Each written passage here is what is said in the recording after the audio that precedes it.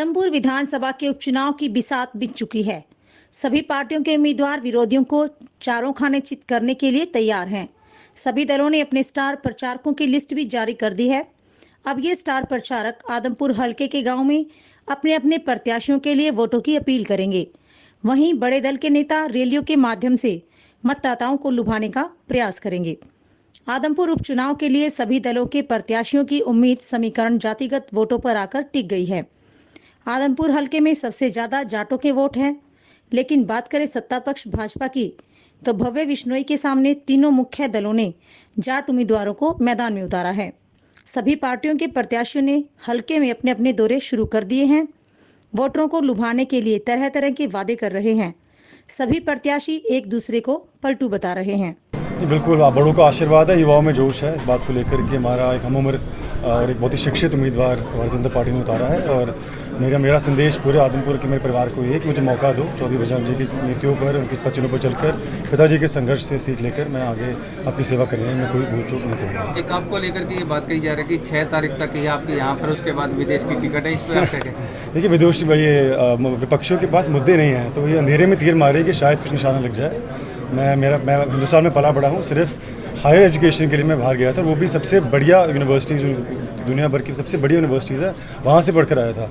और 6 नवंबर के बाद तो क्या पूरी उम्र मैं यहीं पे लोगों के बीच में रहकर काम करूँगा। तो इस युवा चेहरे के पास कोई आदमपुर का अलग से कोई विजन है जीतने के बाद? निस्संदेह, आपको याद होगा 2019 के लोकसभा चुनाव में भी मैंने एक विजन डॉक्यूमेंट निकाला था हिसार के लिए। उसी तरह से मैं आदमपुर के लिए भी एक रोड मैप तैयार कर रहा हूँ और बहुत ही जल्द आपके समक्ष लेकर आऊँगा। राजनीति में पार्टियों के चुनाव होते हैं, व्यक्तिगत बातें कभी नहीं लेनी चाहिए। और जो व्यक्ति व्यक्तिगत बात लेता है उसने हमेशा ही थूक के चाटना पड़ता है। जिस तरह कुलदीप बिश्नोई बार बार थूकता है फिर चाटता है। कांग्रेस को गाली दी, कांग्रेस के पाँव में पड़ गया। बीजेपी को गाली दी, मनोहर लाल के चरण स्पर्श करने पड़े पब्लिकली। और आज मुझे फिर शंका है कि जो दुर्गति उसकी भारतीय जनता पार्टी में हो रही है वो दोबारा फिर कांग्रेस में आएगा। तो इसलिए जो इस तरह की बात करता है, वैसे आप लोगों की वजह से मुझे बोलना पड़ता है। मैं इस व्यक्ति को पॉलिटिकल आदमी नहीं मानता। जिस व्यक्ति ने अपने इलाके का सम्मान बेच दिया हो, अपने इलाके का गौरव बेच दिया हो। प्रजातंत्र में डॉक्टर भीमराव अंबेडकर ने संविधान में हमने जो मत का अधिकार दिया है, वो मत जो मेंबर पार्लियामेंट या मेंबर विधानसभा का होता है उसका नहीं होता। मान लो मुझे एमएलए बनाएंगे लोग तो मैं 1,70,000 का प्रतिनिधित्व तो करूँगा। तो वो जगह अगर मैं कहीं बिकूंगा कुलदीप की तरह तो ये समझिए कि वो मैं सारे लोगों के ईमान को बेचूंगा। तो यार जिसमें बोला अंतरात्मा, आपने कह दिया डूडी साहब को, इनके तो अंतरात्मा है, उसके तो अंतर रह गया, आत्मा मर चुकी है। मर्त आत्मा का क्या आप जवाब दोगे? उमंग और उत्साह से लबरेज आम आदमी ने मन बना रखा है कि इस बार आम आदमी को ही हरियाणा के विधानसभा में आदमपुर का प्रतिनिधित्व करने के लिए भेजेंगे। देखिए, नज़रिया है देखने का। आपने मेरा कर्जा नहीं देखा होगा, उसमें देखा कर्जा किसी ने? कर्जा कितना है मेरे पे, नहीं देखा ना। देखिए, मैं वही तो कह रहा हूँ ना, ये हमारा परसेप्टिव है। कुलदीप जी एक प्रोपेगेंडा चला रहे हैं क्योंकि उनको पता है कि अगर मुद्दों पे चुनाव लड़ा गया तो वो कहीं स्टैंड नहीं करेंगे।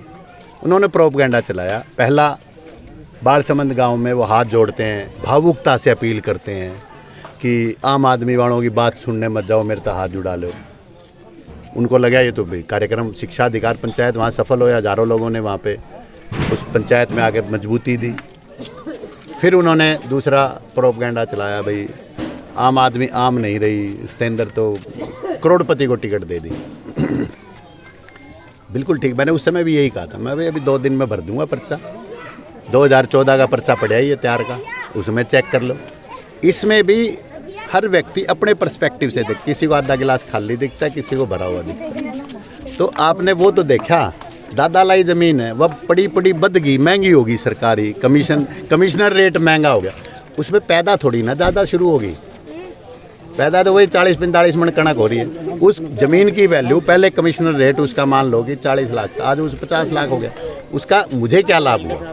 परंतु आप ये देखिए कि 2014 में जब मैंने पर्चा भरा उस समय मेरे पे कितना कर्जा था और आज मैं कितना कर्जदार हूँ। उस पर्सपेक्टिव से अगर आप देखोगे तो आपको लगेगा कि कुलदीप का ये प्रोपेगेंडा भी फेल हो गया। तीसरा प्रोपेगेंडा चलाया गया जब उनको ये कहा गया कि वो उपलब्ध नहीं है, जब लोकल बनाम देसी बनाम विदेशी, लोकल का चुनाव चलने लगा, जब बाहरी का और आदमपुर के बेटे का चुनाव चलने लगा, तब उन्होंने प्रोपेगेंडा तीसरा चलाया कि आप सत्येंद्र तो फ़ोन नहीं उठाता। देखिए, ये प्रायोजित प्रोपेगेंडे हैं जिनको अलग अलग समय पे चलाने का। परंतु मैं कहता हूं कि कुलदीप जी, इनको छोड़िए। मैं आपकी बात से सहमत भी हो जाऊंगा। मैं चाहता हूं अगर कुलदीप जी की बजाय 24 साल से मैं विधायक होता, उनको तो एक किसान का बेटा करोड़पति महसूस उनको चुभन हो रही है। अगर मैं 24 साल से कुलदीप जी की जगह विधायक होता, आज हर गांव में, आदमपुर के हर गांव में, हर घर में एक बेटा और बेटी करोड़पति होते। कांग्रेस के जो उम्मीदवार है जयप्रकाश जेपी, उन्होंने कहा है कि सत्येंद्र सिंह पलटू है, छोटी सी उम्र में ही पलटी मारनी शुरू कर दी। देखिए, पहले तो शुक्र है आपने कांग्रेस की बातें कर ली, को करदाई को नहीं कांग्रेस की बातें। पहले एक पार्टी होती थी, कांग्रेस आई, अब गई। और पूरा सवाल जो था वो ये था कि पत्रकार साथी ने जयप्रकाश जी से पूछा था कि भाई सत्येंद्र ये कह रहा है कि जयप्रकाश जी 13 साल बाद कांग्रेस की तो भाई 13 साल बाद तो आए हैं ना जयप्रकाश जी, मैं झूठ तो नहीं बोल रहा। लोकदल, जनता दल, हरियाणा विकास पार्टी, हरियाणा गण परिषद, कांग्रेस, निर्दलीय, फिर कांग्रेस, फिर पता नहीं, फिर पता नहीं। किसको कह रहे हैं? पलटू राम की संज्ञा क्या है? 8-9 पार्टियां हमारे माननीय जयप्रकाश जी बदल चुके हैं। मुझे समझ में नहीं आ रहा है बौखलाहट क्यों है इन नेताओं के।